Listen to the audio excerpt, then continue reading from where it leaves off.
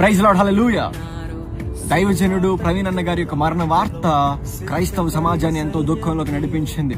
ముందుగా జ్ఞాపకం చేసుకోండి, మొట్టమొదటి విషయం ఏంటి అంటే ఆయన ఇప్పుడు పరలోక రాజ్యంలో దేవునితో ఎంతో సంతోషంగా ఉన్నారు. నేను విశ్వసించేది ఏంటి అంటే అన్న ఒక్కసారి పరలోక రాజ్యంలో అడుగు పెట్టగానే దేవదూతల సమూహం మొత్తం ఒక్కసారిగా పరలోకం మొత్తం షేక్ అయిపోయి ఉంటుందండి. ఎందుకంటే ఒక గొప్ప దైవజనుడు తన యొక్క మరణము సైతము లెక్క చేయకుండా దేవుని కోసం నిలబడ్డాడు కనుక ఆయన వెళ్ళినప్పుడు తగిన ఆశీర్వాదం ఇక్కడ లేకపోయినా పరలోక రాజ్యంలో దేవుడు ఎంతో ఘనతనిస్తాడని జ్ఞాపకం చేసుకోండి. ఇహలోకంగా మనం చూసుకున్నట్లయితే చాలా మంది అపహసిస్తా ఉన్నారు. ఈరోజు చూస్తా ఉండు, మౌనంగా ఉన్న దేవుడు తగిన సమయంలో ఒక అద్భుతాన్ని జరిగిస్తాడని జ్ఞాపకం చేసుకో.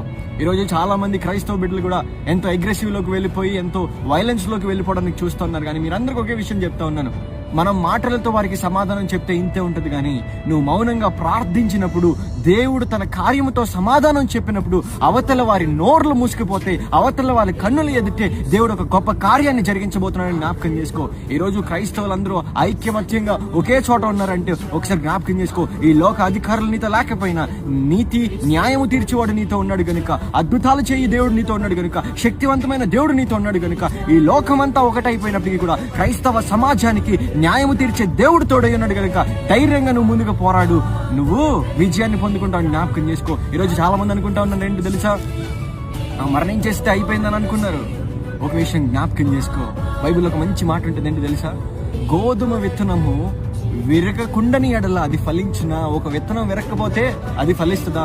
ఈ రోజు విత్తనము విరిగిందంటే అప్పుడు జర్మినేషన్ స్టార్ట్ అవుద్ది, అప్పుడు మొక్క వృక్షంగా మారుతుంది, అప్పుడు ఫలాలు వస్తాయి. అదే విధంగా ఈ రోజు ఒక సేవకుడు నువ్వు ఆ విధంగా చేశానని సంతోషపడుతున్నామేమో కానీ ఫలింపు వస్తుంది. అది చూసినప్పుడు నువ్వు మామూలుగా ఉండదండి.